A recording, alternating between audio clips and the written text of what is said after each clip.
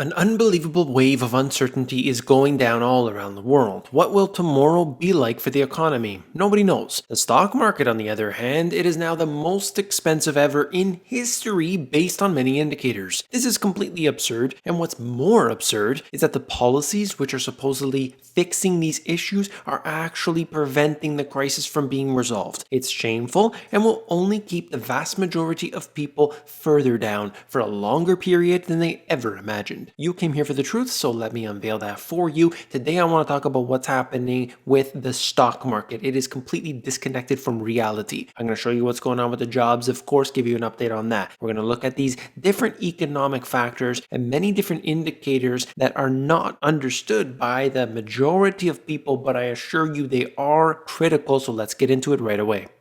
U.S. weekly jobless claims total 3.1 million, bringing the 7-week tally to 33.5 million. Think about this. Right now in the United States, 33.5 million people are on unemployment. They have filed for unemployment. You gotta also add up how many people have tried to file for unemployment, still can't get through on the websites because they're so busy. There's so many people actively trying to go through this process and they can't. They're lining up at the physical locations when they can, and those places are extremely busy. Those places are unable to deal with them. So this number must be much higher. Then you factor on top of that people that are not getting full-time hours, they're getting part-time hours. Add on top of that people that have been dealing with the reduced pay. Many employers have said you can stick around, but we're not going to pay you what we did before. And of course, they're not going to go into the job market right now. It's too difficult. So they say, okay, fine, you can cut my salary by 20%.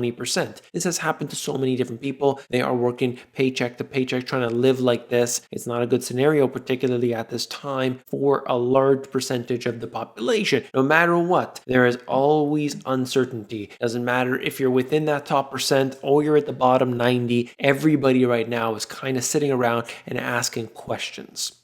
Here you can see the initial jobless claims week after week. We have seen millions of people applying, but as you can see, the trend line is down, therefore everything is going to be okay. That's literally the way that the media is projecting it, and it is an embarrassment as far as I'm concerned. Because as I've said in the previous article that I was just showing you, there's a lot going on here. It's not just about jobless claims, but they can use this piece to say, well, eventually it's going to go back down to normal, so you don't have to worry about it. Well, that's not the way I look at it. I look at the number of 33.5 million. Even within that statistic, it is extreme. You add on top all that other stuff I was talking about, and this is unbelievable. It's historic.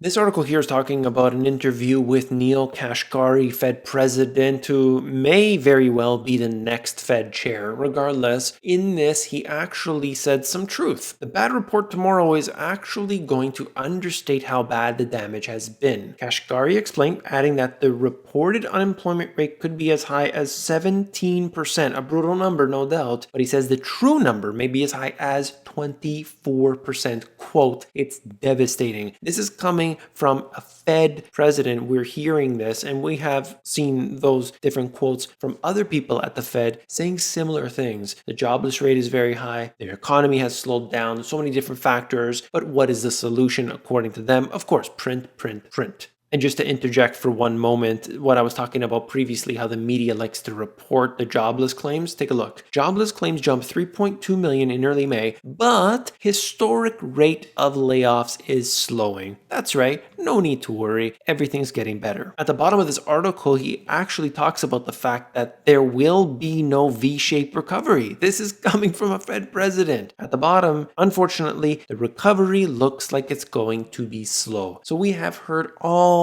different people, all ends of the spectrum, saying essentially the same thing. The solutions, though, not too big of a fan of them. Another week has passed and another balance sheet update. You can see the Federal Reserve's balance sheet has now exceeded $6.7 trillion. It's not even realistic anymore. As you see, every single week they are printing so much money. But just like I showed you a moment ago, they project this in the media as, well, it's slowing down, therefore they're becoming more responsible or something ridiculous like this. The amount of money they're printing in a given day is what you would have seen during these QE1, QE2 scenarios, which were extreme at that time for an entire month. So you see in what they print in one single day is what they were printing in a month before during a crisis. That's how extreme this has become, and now it's as if it doesn't even matter anymore. The Fed now has the world's largest balance sheet. You can see the major central bank balance sheets right at this line right here is where they begin to forecast where it will be. And I know it's probably hard to see from your vantage point, but they actually all seem to be tapering off at the end. And I just think it's a little bit silly, as if they're not going to be able to continuously print money. Look, come on, let's be realistic. 2018 taught everybody a lesson, and that is you must continue to print more money. You have to print more money. This is a global thing. You have to look around the world. All the central banks, they act together. Sure, you can have the Federal Reserve that stopped printing for a period of time, but the Bank of Japan and the Bank of England and all the rest, they were continuing to expand. So that money sloshes around and it finds its way into different assets. US stocks, particularly those in the tech sector, have really benefited from all of this easy money garbage. This paragraph here says that they will have $25 trillion worth of assets when you look at all the 6 of the major central banks. US central bank holdings are now equal to 34% of US GDP and are expected to reach 48% by year end. No matter how you want to measure this, it's extreme. It is so far beyond anywhere that anybody anywhere had projected. It's unbelievable. And this is the kind of garbage I have to report to you on a daily basis. The stock market is pricier than it's been since the dot-com bubble, even as earnings forecasts continue to plunge. The S&P 500 index is trading at more than 22 times forward earnings. When you see this type of information, it should bring you to a more cautious approach. When you start to see the bubbles forming, the froth, but instead, more people pile in. That's called euphoria. That's what happened just in the recent past. January 2020 leading into February 2020, as well as January 2018. There were such extreme cases here. Those did not end well. Here you can see the S&P 500 looking expensive, and you could see how volatile this has been, but ultimately it has gone higher and higher over the years. I just wanted to touch on two things really quickly. On the right-hand side, that chart, economy is in depression, equities are unchanged, which I think is hilarious. And at the bottom, the gap between the markets and data is the largest on record. That should be a warning sign to everybody. Doesn't mean you got to sell your whole portfolio. Doesn't mean that you got to get rid of your 401k. You need to do what's best for you, but you got to acknowledge this. That's all I'm trying to do. I'm trying to bring you the information. You're not going to see this type of stuff at your financial advisor. He's just going to show you that chart. If you remember that chart that every financial advisor has on his desk, it's a nice big thing like this, and they just show you over the course of the last 100 years, the stock market always goes up. So no matter where you put your money in, everything's going to be A-okay. Certainly there has been one beneficiary of all of this easy money, and that is the FANG stocks. They have done considerably well. They have gone beyond anywhere they've been before. Doesn't have to be just the FANG stocks, but of course the tech stocks, the select names, they've really been performing incredibly. There's no doubt about it. The bond king, Jeffrey Gundlach, had this to say: "These trillions Treasury is borrowing is heavy in T-bills. Chair Powell has stated in plain English that he is opposed to negative interest rates. Yet the pressure to go negative on Fed funds will build as short-term borrowing explodes and dominates. Please know, rates less than zero equals fatal." He makes a very good point here, but this is what they're going to have to do. They're going to have to bring interest rates into the negative. When they do, it is a very destructive force. Quick update here, as you see gold performing very well. They're worried about the devaluation of the currency. Money is flowing in. And then the red line is just an update on the negative yielding debt, which has been fluctuating, but right now it's at about $11 trillion. That's still an extreme number. The peak was approximately 17 trillion. It had come down from there. It went up again. Right now it's sitting at 11 trillion, and it's still, to me, unbelievable that there is 11 trillion trillion worth of this stuff out there, and investors just love it. Bank of England decided to maintain its key interest rate at 0.1%. Of course, they're also doing every other trick in the book. 200 billion of UK government bonds are buying up out of thin air, and sterling non-financial investment grade corporate bond purchases financed by the issuance of central bank reserves. There are no reserves, of course. It's just money printed out of thin air to take the total stock of these purchases to 645 billion. They're going to have to go far beyond that. As I showed you a moment ago, they're not going to taper off. All the central banks have to keep printing money. It's just the way it is. The UK right now is facing the deepest downturn since 1706. Look at the GDP, historical UK GDP 2020 forecast minus 14%. But have no fear, 2021's forecast is plus 15%. So everything's going to be fine. It's going to be so fantastic, you're not going to need to worry. Let us handle it.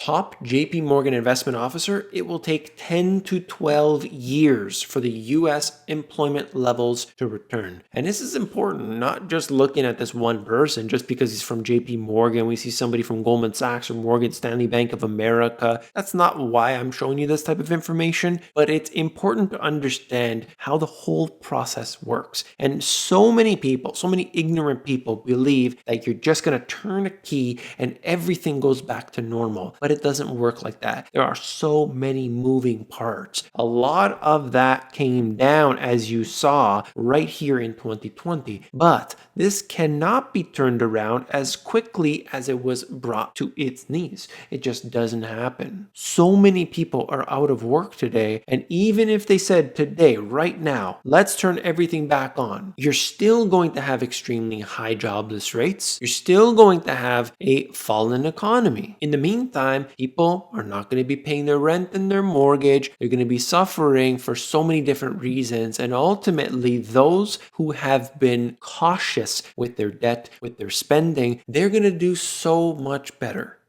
Really quickly, I got a couple more. Heavy duty truck orders plunged to record low. I've been showing you how bad this has been for the last couple of years. But right now, it's been beaten up left, right, and center.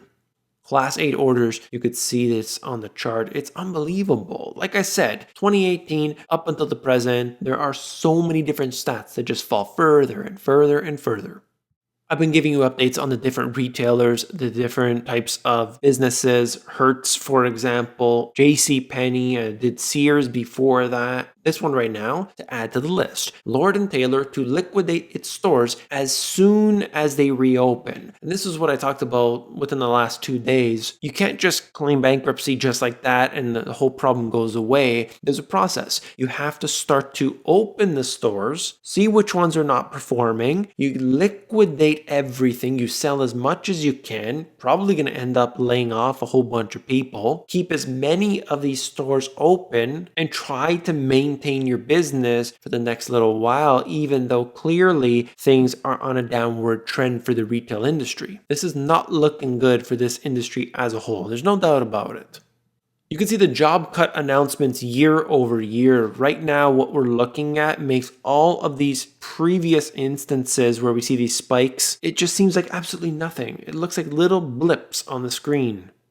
This right here is recent defaulted and distressed names. You could look through different businesses, Hertz, JCPenney, and so on, others that I haven't mentioned. They're in the list and it explains exactly what's going on with them. You could pause the video or I will have a link in the description if you want to check it out.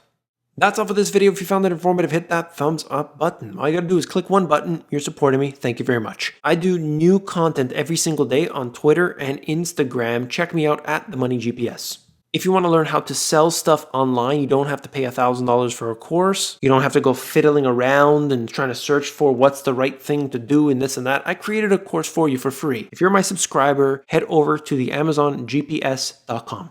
Do you want to know what the financial system is all about? Do you want to actually be able to ask the right questions? These two books give you everything you need to know. Check out the link in the description if you want the audiobook, themoneygps.com. Don't go anywhere. This is such an important video and I hope that you will watch it. Click on it. I'll see you there.